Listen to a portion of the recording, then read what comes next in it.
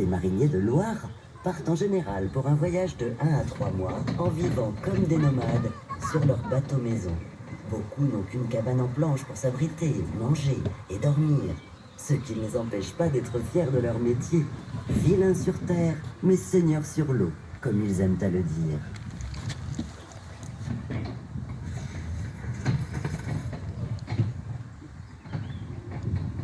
À cette époque, en Anjou, 223 bateaux officiels naviguent sur la Loire. Ils importent et exportent de nombreuses marchandises, principalement du vin, du sel, du chanvre, des céréales, des pommes, des épices, du café et du cacao, et surtout du sucre non raffiné qui arrive directement des îles via le port de Nantes pour être livré aux raffineries de Saumur et d'Angers.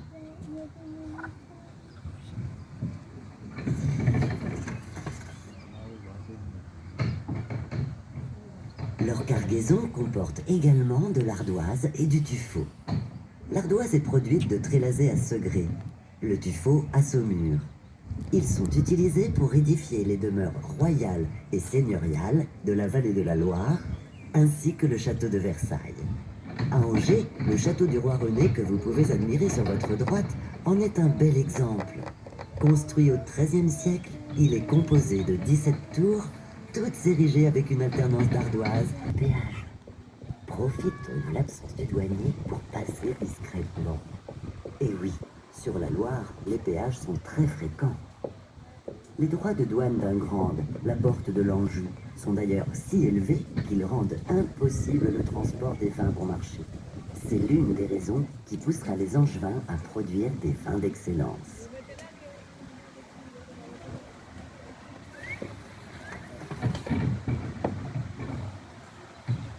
Qu'elle soit exportée ou importée, chaque marchandise est taxée selon des critères bien établis. Les épices, par exemple, n'échappent pas à cette règle. Les grands commerçants, comme la Compagnie des Indes, les importent, et leur exotisme en fait des produits de luxe. Elles sont vendues dans les épiceries qui bordent la Loire. On en recense 35 à Angers, dans lesquelles sont aussi vendus des bois de teinture, comme l'indigo, le bois jaune de Jamaïque et le bois d'Inde, ainsi que de nombreuses plantes médicinales.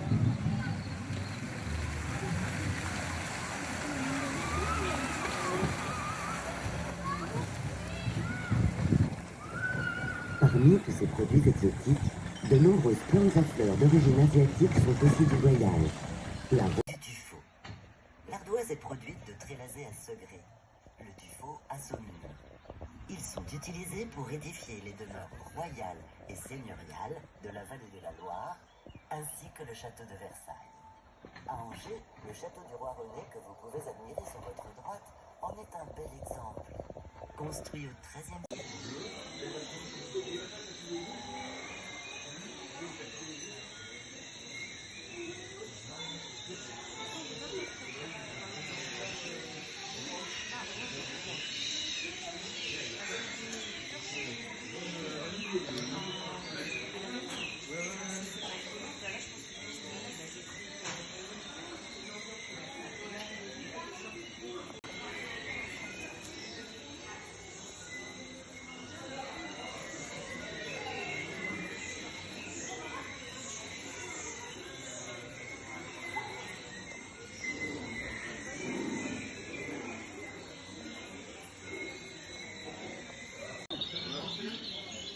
Il y a les bleus jusqu'ici, vous voulez les prendre en photo. Il y a les bleus ici, et vous voulez les prendre en photo. Bah en fait, quand ils se referment, ils deviennent marrons un peu, enfin, avec les taches.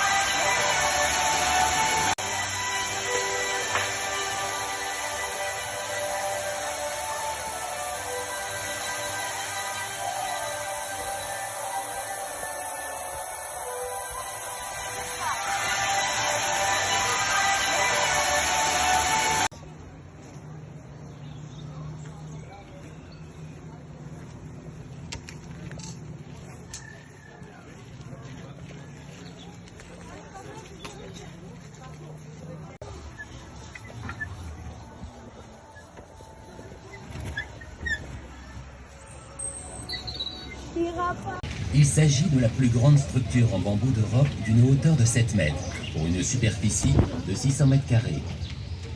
Réalisé à partir du tissage de plus de 1300 cannes de bambou, ce lieu entièrement végétal est un espace important des 4 coins du monde. Le végétal insolite, y cohabitent chercheurs d'ombre, plantes carnivores, climats extrêmes et délicieuses orchidées. L'escapade de Nanjou, où l'excellence végétale met à l'honneur les histoires de colporteurs et de mariniers de Loire.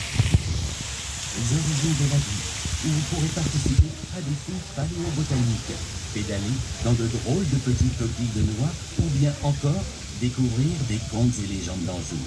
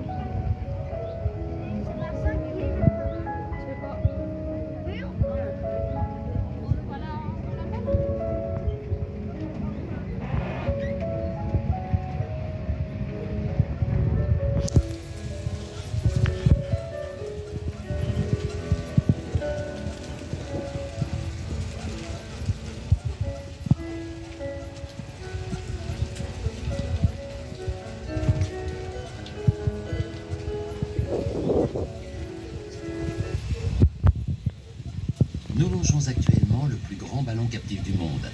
Ce ballon de 36 mètres de hauteur, gonflé avec 6000 mètres cubes d'hélium et retenu par un simple treuil, vous emportera jusqu'à 150 mètres au-dessus du parc.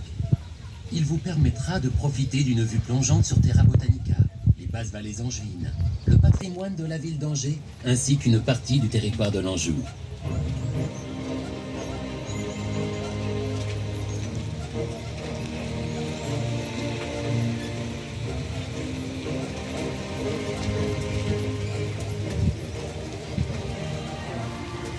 Attention mesdames et messieurs, nous rentrons maintenant dans les racines de la vie.